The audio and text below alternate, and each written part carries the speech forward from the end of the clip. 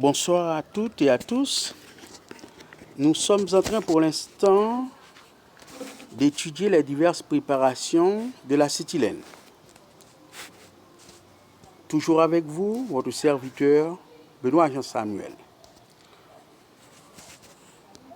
L'une des premières méthodes de préparation de l'acétylène, c'est la rencontre du carbone et de l'hydrogène. Et c'est un fait normal puisque l'acétylène de formule chimique C2H2 est formé du carbone et de l'hydrogène. Donc en faisant réagir un acte électrique entre deux électrodes en carbone traversés par de l'hydrogène, on obtient de l'acétylène. Donc là, il y a du carbone plus l'hydrogène, ça donne l'acétylène qui a pour formule chimique C2H2. Maintenant, on va équilibrer l'équation. On a deux atomes de carbone, ici on n'a qu'un seul, on multiplie par 2. Deux atomes d'hydrogène, ici on a 2, donc l'équation est balancée et équilibrée. Il faut dire que dans cette réaction, il y a aussi une perte de 55 kcal. Il y a une perte de 55 kcal. Maintenant, le deuxième mode de préparation de l'acétylène, c'est par hydrolyse du carbure de calcium. Quand on dit hydrolyse, hydrolyser revient à ajouter de l'eau. Donc le carbure de calcium a pour formule chimique CaC2. En ajoutant de l'eau, on écrit l'OH pour faciliter les choses.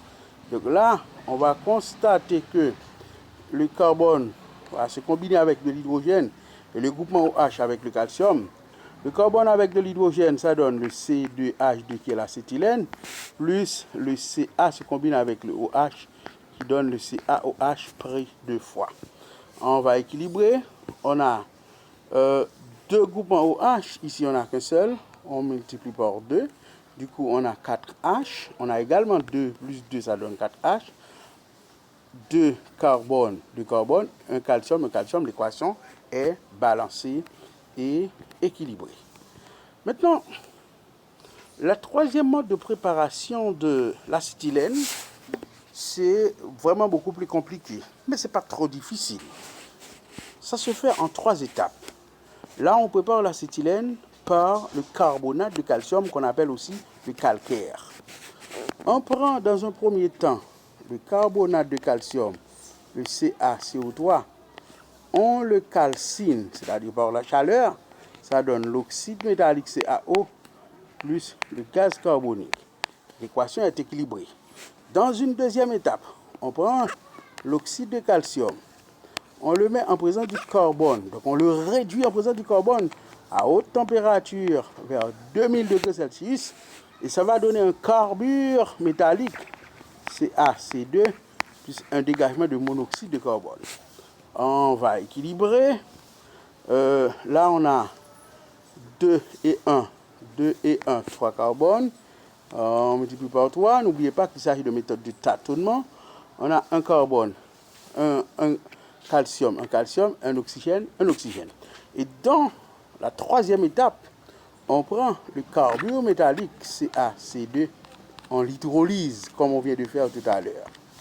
Et on va assister à la même expérience. Ici, le carbone va se combiner avec l'hydrogène et le groupement OH avec le calcium.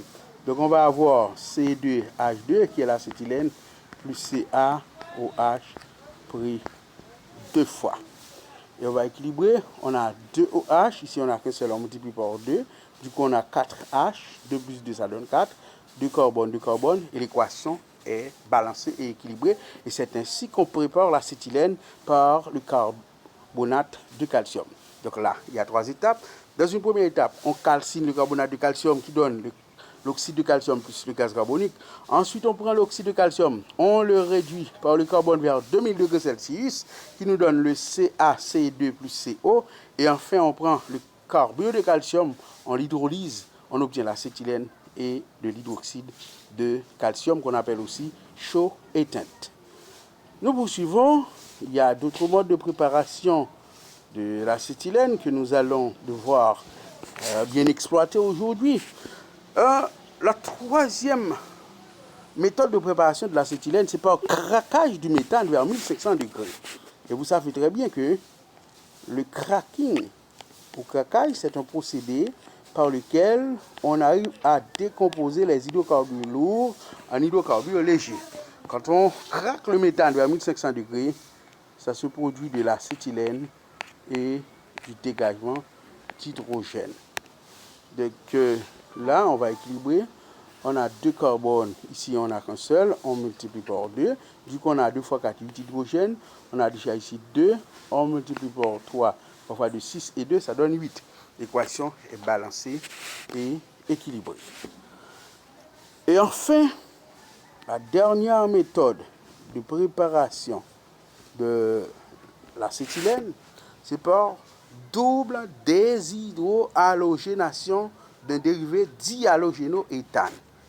Double déshydrohalogénation, c'est-à-dire hydro c'est l'hydrogène, halogénation c'est halogène, HX, on va enlever HX à 2 reprises dans un dérivé dihalogénoéthane.